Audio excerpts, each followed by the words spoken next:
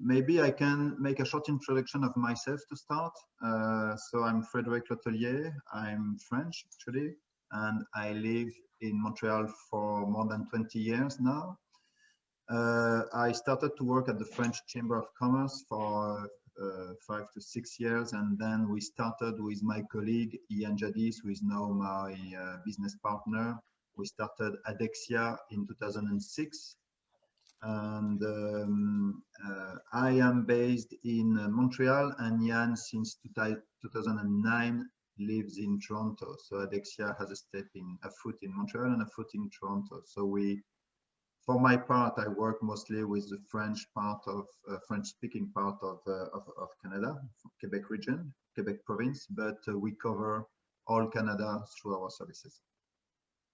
This presentation will be a little bit short. Charlotte asked me to do something quite between 10 and 15 minutes. And I must confess again that I took another presentation that I tried to convert in English very quickly yesterday evening. And I'm sorry, there is still some French on it, but I think it will make it for today.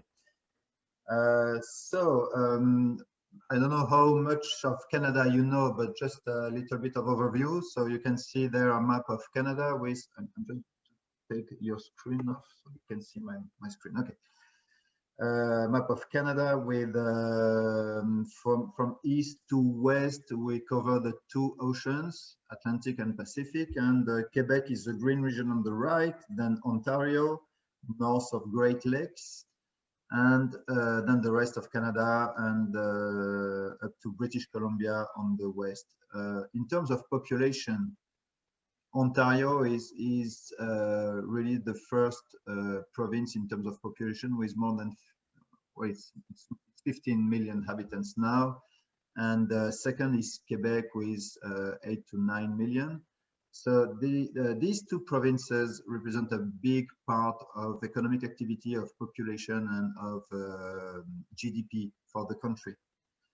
Also, we can say that most of the country's activity is located on a 500 kilometers band along the frontier with the United States.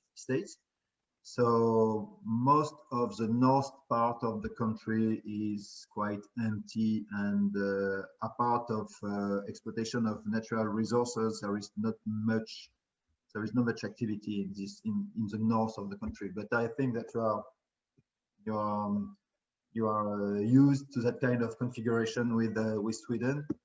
So I won't say more. Here you can have a little comparison between some big key figures between Canada and Sweden. So in terms of superficie, we are a very big country, second country in the world with 10 million square kilometers. We also hold 1/5 of freshwater reserves of the world. The population is 38 now. Then because of our size, our density of population is very low. We still have a lot of space to welcome people, and Canada is a country widely opened to immigration. So we have, I don't have figures in my right now, but every year, at least from France, we welcome 40,000 French people with a different kind of programs every year. So there is a big policy to encourage foreign people to come to work and to come to live in Canada. And of course, we have also a lot of programs, university programs throughout the world, and certainly with Sweden. So we try to attract as more educated young people as possible, of course. GDP figures, well, we have GDP of 1,500 billion euros, which makes a GDP per capita of about 40,000 euros as comparison for 46 to Sweden, so quite similar. And unemployment rates are low in both. These are 2019 figures for unemployment rate, I believe. So employment rates are quite low in both countries. We were until the beginning of the COVID almost in a full employment situation with very with a big lack of human resources in some specific activities, such as exploitation of natural resources in Alberta or in British Columbia, for example, and or in IT technologies. But with the COVID, of course, everything changed now. And but again, I think after the COVID, we will again reach almost full employment situation, hopefully. Okay. In terms of, before to talk about industries, Canada is divided in 9 provinces and 3 territories.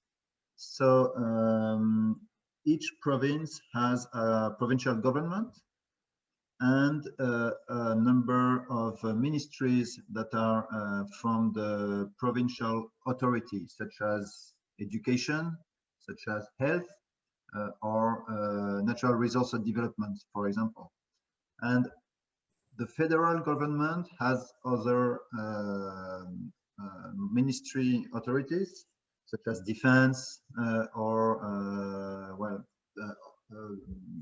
economic development. So so it's a country divided in province with and we are of course part of the Commonwealth.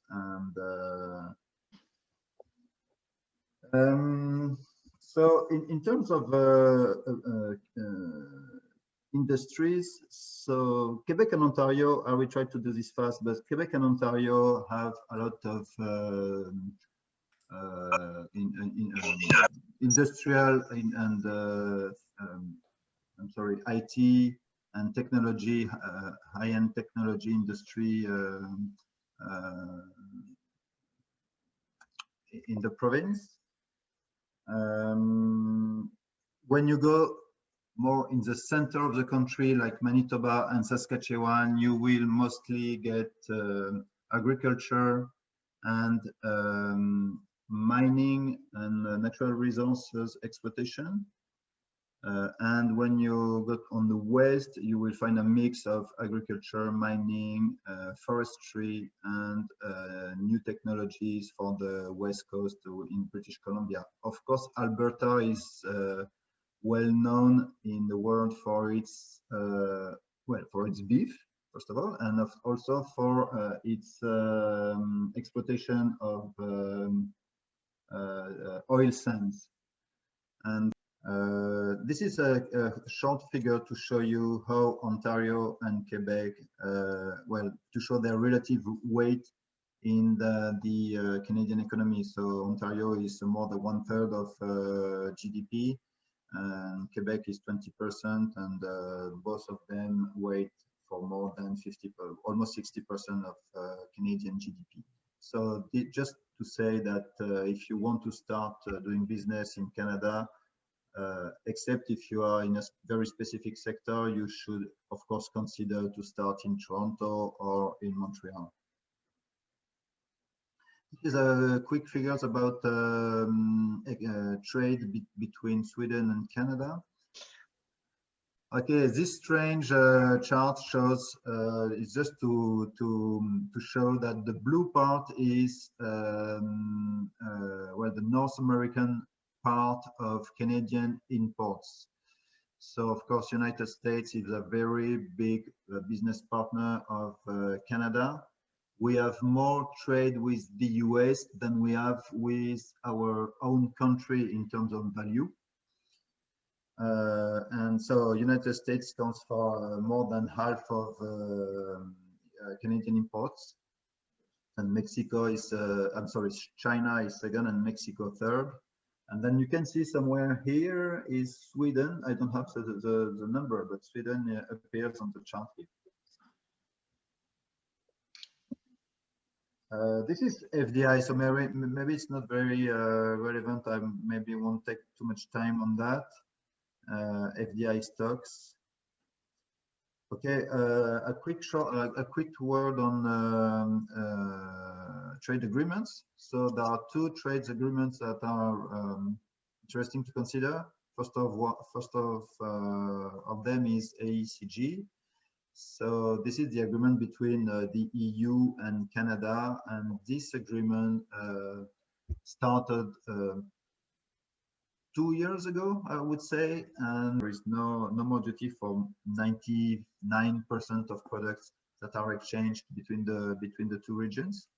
And there is also recognition of mutual diplomas and norms and standards.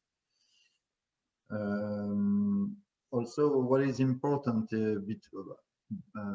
above that is that then now you can answer to public call for tender in both regions. So a Canadian company can reply to a call for tender, public call for tender in anywhere in Europe, like a European company, and on the opposite, European companies can reply to call for tenders in Canada, public markets. Second trade agreement of interest is, of course, ACUM, which is the new name of the NAFTA. So this is a trade agreement between Mexico, Canada, and the United States. It means that you can easily make business between Canada, United States, and Mexico from any one of these countries in terms of duties, but there are still, of course, protectionist rules in this context. Okay, so who are we? Adexia. We are an international business development consulting firm. We are based in Toronto and Montreal, as I said. We are members, as Charlotte mentioned, of Global Alliance. Global Alliance is an international network of experts in international business development. So there is one member per country in more than 70 countries. So yes, we are a member of Global Alliance, and below you can see a number of partners we are usually working with, which are French banks like Banque Populaire or BNP Paribas, and a couple of other business partners. You can see the big A here is the economic government of Alsace and now Great West of France. For them, we are doing a specific mandate, which is FDI prospection. So we are promoting the Great West of France territory for Canadian investors. Okay. So our services, we do analysis, so market studies, product qualification or market qualifications. We do business development, such as trade mission, such as business development, part-time sale agent for our clients, we are doing we are helping companies to settle in Canada. We are doing some PEO services. We are offering back office administration, juridic support, and merger and acquisition services. So in terms of merging and acquisition, we are mostly helping our buyers, client to target companies to buy. Okay, thank you for your attention. This is our contacts. I'm sorry.